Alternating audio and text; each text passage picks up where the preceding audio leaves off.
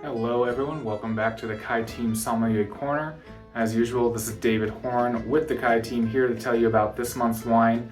Can you believe that it's been 3 years that I've been doing the Sommelier Corner now and writing about wines and pairing it with a house? As I usually like to do with these sparkling wines, we're going to demonstrate the correct way to open a sparkling wine, and then I'll do a quick tasting note, all the while telling you a little bit about the wine, but there's going to be more information in the written version of the Sommelier Corner as well. Before we dive into that, happy holidays, Merry Christmas, Happy New Year, all of that. If you've been watching this or reading my article for the last 3 years, thank you, thank you, thank you. Can't say enough. The fact that you read this, just makes me really happy. But this month we're talking about a different sparkling. I'm super pleased that Park City and Utah has now brought in a bottle of Lambrusco. Now, we do have Lambrusco on the shelves in the can, but it's not quite the same, in my opinion, as actually having it in the bottle. Lambrusco is coming to you from northern Italy in Emilia-Romagna. Lambrusco actually has multiple DOCs to itself. This one is from the Lambrusco di Modena DOC, so Department of Origin Controle. And this one is going to be, a little bit on the sweet side while still having a nice acidic backbone. So let's show you how to open the bottle.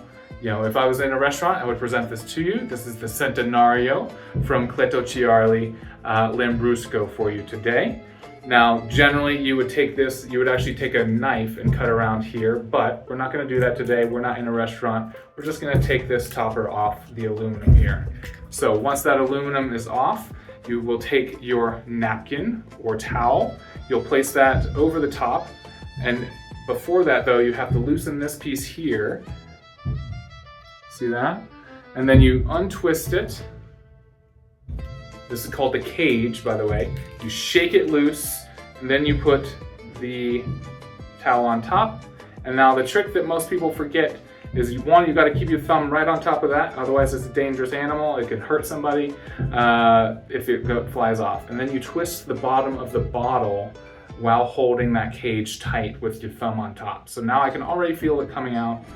We want it to be nice and quiet. Let's see if we can get perfect open here. Not sure if you could hear that little whisper, but that's exactly what you want when you're opening a bottle of sparkling. So we've got that open. Now we're gonna pour a little taste, and I'm gonna go through the tasting note quickly.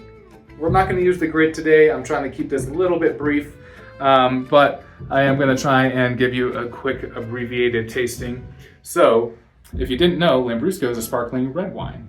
So that's part of why I was super excited to write about it. It's a different sparkling. I've written about most of them at this point. I've written about Champagne and Cava, California sparkling, Prosecco, all of the above. So very excited to write about an Italian red sparkling wine. As I mentioned, from northern Italy, so more of a continental climate there, hot and cold with good diurnal shifts, and there is a river influence, not as much of an ocean influence for it. Lambrusco should generally have a pretty good acidity, but you're usually gonna have some residual sugar as well. This is not made in the traditional method, the method champenois. It is actually made in the Charmat method, or better known as a tank method. So they do their second fermentation in a tank. Similar to Prosecco, okay? So Italian, just think of the Charmat method and you'll be good to go most of the time. So, beautiful color, nice and ruby there. You've got lots of nice frothing and bubbles. This doesn't have like a persistent line of bubbles like you'll see with champagne or anything made in that traditional method. So, on the nose you get blackberries and strawberries, and raspberries and rose petals, violets, and there's actually an undertone of some of that yeastiness that you get from the fermentation, as well as the dead yeast cells called lees that persist in a wine like this. But very bright aromatics, just punches out of the glass. Let's take a sip.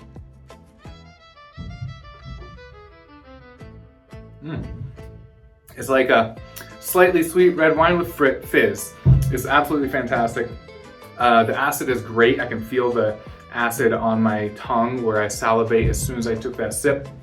But it also has that layer of residual sugar, like if you were drinking, say, a Cabernet, you can get that very nice heavy coating on your tongue from the high sugar content and alcohol in that. This is going to have a lower alcohol content, but it still has a pretty good sugar content. I would call it an off-dry wine, to be sure. So, with all that said, the palate's really round. The bubbles are not nearly as delicate as, say, a champagne or a cava would be made in that traditional method. These are also made from indigenous Italian grapes. So they're gonna have a different flavor profile, and it's the only sparkling red wine that we've featured so far. All that said, I don't want to take too much of your time with this video today, so I just want to say thank you again, happy holidays, and if you have time to swing by the store and pick up a Lambrusco for your Christmas dinner, I highly recommend it. You can pair it up with dinner or have it as an aperitif beforehand. Honestly, what I'm going to do is I'm going to go home and I'm going to drink this and have a piece of cheesecake. So that's my cup of tea there, but you can definitely pair this up with some savory meats as well, or a nice cheese board. Have a great holiday. We'll talk to you soon.